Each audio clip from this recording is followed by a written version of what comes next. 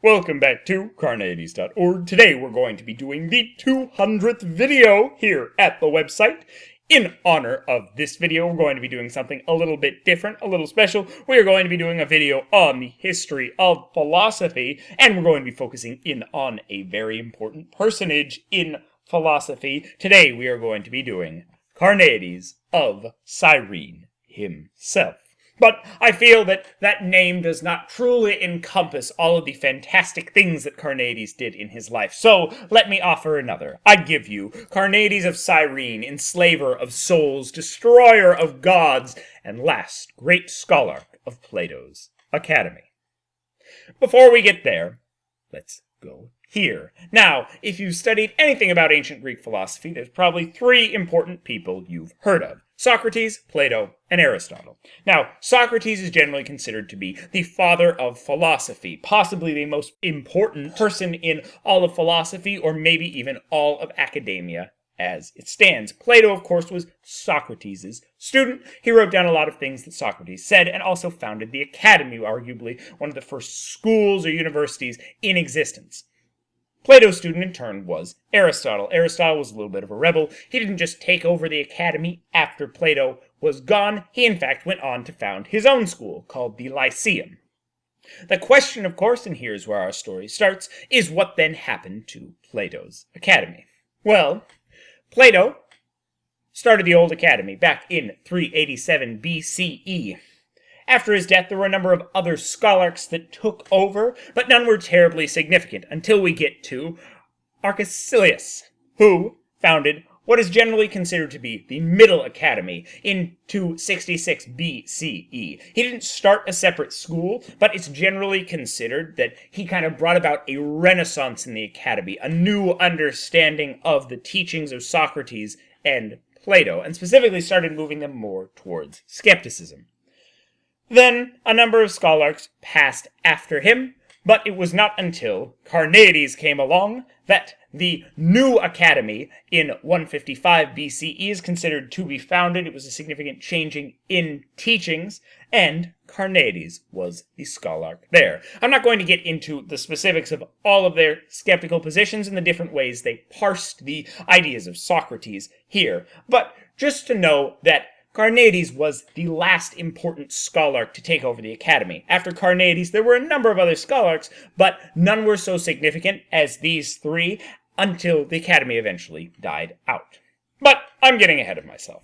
First, let's start at the lovely Mediterranean Sea. I don't think that might look at the Mediterranean Sea. Let's add some water in there, see if that helps out. Anyway, once upon a time, there was a young boy in the city of Cyrene. Cyrene is a city in present-day Libya. At the time, it was a Greek colony. His name was Carneades, and when he came of age, he decided he wanted to go to the big city, to Athens, to study philosophy. So he did. He traveled across the sea and went to Athens. Now, when Carneades got to Athens, he had three choices. He could study at the academy, which met in an olive grove. He could study with the Stoics, who met under big columns on kind of a Greek porch. Or he could study at Aristotle's Lyceum, which met at a gym. Now, Carneades, in fact, chose not only to study at the academy, but to study at the Stoic school as well. At the time, the head of the academy was known as Hegesippus. The Stoic in charge was Diogenes, and the scholarch of the Lyceum was Caelius. Carneades, showing himself to be an avid scholar and a fantastic student, after Hegesippus left, took over the academy. And it was not long into Carneades' tenure as scholarch that he and the other scholarchs of the academies were called upon by the government of Athens for a very important task. They were to be sent off to the capital of Rome to plead with the Roman government to put forward an Athenian petition that was out there. So, these three great philosophers traveled to Rome to plead and argue in the Roman Senate. Now, after a long day of arguing in the Roman Senate, these philosophers wanted nothing more but than to go out into the streets and speak their philosophy, to speak with people, to argue and discuss with the people of Rome. And the people of Rome were very excited to meet these Greek philosophers. They didn't have as much access to philosophy or that kind of knowledge in Rome, so they were very, very interested to hear one of the things that Greece was famous for at the time, the philosophy. So, when Carneades, on the first day, went up on the stage to speak to the Romans that were gathered in front of him, he spoke the arguments of Plato and Aristotle. He gave their arguments for justice behind it, and the Romans were so moved, they immediately assented to his conclusions. They thought, yay, justice! They were extremely excited by this. Now, Cato the Emperor was a little concerned by this. He wasn't a fan of philosophy in general, and he really didn't like it when his citizens got riled up about something. That wasn't something really good for him. But he let this pass because he wasn't going to step in. It didn't seem like something to be too concerned about, as of yet. On the second day, however, Carneades climbed up on the same stage, and he preached to the same Roman audience, but this time he spoke the opposite. He went and he debunked all of Aristotle's arguments. He showed the flaws in Plato's reasoning. He showed why justice, this conception of justice, is wrong and not useful to us. And the Romans, being so convinced, though they had been convinced the day before of the opposite conclusion, came to the conclusion that justice is wrong, that these arguments are incorrect, and that they're fallacious. This, of course, threw Cato into a tizzy. He was very concerned and very worried about what these philosophers would do to his lovely, little obedient Roman society. So he immediately went to the Roman Senate, and he told them, send them home to declaim to the Greek children and leave the Roman youth to be obedient.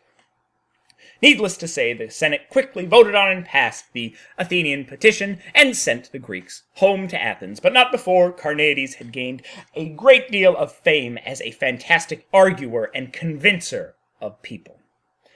Now, Carneades had a number of arguments that he offered. We know a lot of them from Clitomachus, his student.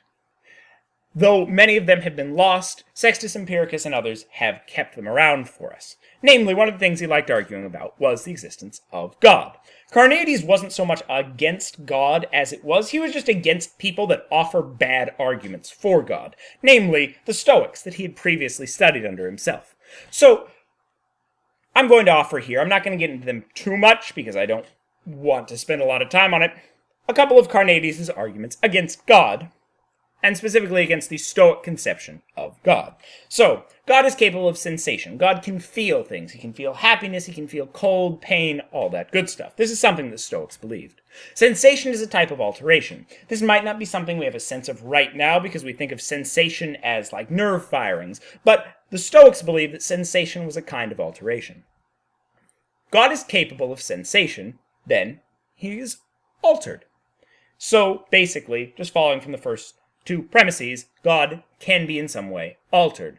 So if God can be altered, it seems that he can be altered for the worse. He might get angry. Perhaps someone might do something or wrong him to make him feel anger, and that might in some way alter him for the worse. If he can be altered for the worse, then he's perishable. Once again, another kind of Stoic conception of the word. And if he's perishable, then he's not eternal. While this argument might not be terribly interesting to present-day theists, as our ideas of perishable and eternal and altered for the worse might be a little different, it does seem interesting to look at the idea of God being all good but still being capable of anger in some way. Fascinating to me. Now, he had another argument that might be more interesting to present-day Stoics about some of the other properties of God.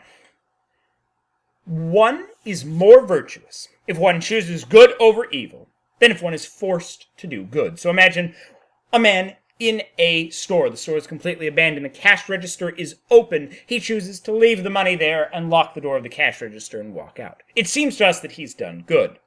Another man in the same store. No one is there, but this time the cash register drawer is closed and locked. He looks around and walks out of the store. It seems that the first man has done more good than the second man, because the second man didn't have a choice. God, of course, is forced to do good. He can't choose evil. So, God, in fact, isn't at all good, because he's like the second man that never had a choice to do something evil. So God's not all good. Another argument, we need reason to uncover things that are hidden from us. Nothing is hidden from God. Therefore, God has no need for reason. We're building on the attributes. God isn't all good. He has no need for reason. Justice is only required when one is in a group of peers. God is alone. Therefore, God has no need for justice. That conception of justice is a Stoic conception, but the point is, Carneades is building on all of these virtues or these good things we think and showing that God doesn't possess them. Courage is only required if one would risk something in the task. I think you know where this is going. God never risks anything. Therefore, God has no need for courage. Carneades goes through and systematically dismantles the possibility of God having any of the virtues. He's not good. He doesn't have reason. He doesn't have justice. He doesn't have courage. Why should we believe in such a God, and what does such a God even look like? I'll leave you with a quote from a Roman historian who studied Carneades and in fact was not a big fan. He believed Carneades was something of the devil incarnate. I'll give you a sense. This man would bring forward and take back and gather to battle contradictions and subtle twists in various ways, and be full of both denials and affirmations and contradictions on both sides. And if ever there was a need of marvelous statements, he would rise up as violent as a river in flood, overflowing with rapid steam, everything on this side and that, until he would fall upon his hearers and drag them along with him into the tumult. And nevertheless, Carneades fascinated and enslaved men's souls. In fact, every opinion of Carneades was victorious, and never any other, since those with whom he was at war were less powerful as speakers. Therefore I give you Carneades of Cyrene, enslaver of souls, destroyer of gods, and the last great scholar of Plato's Academy. Watch this video and more at Carneades.org, and in honor of Carneades, stay skeptical, everybody.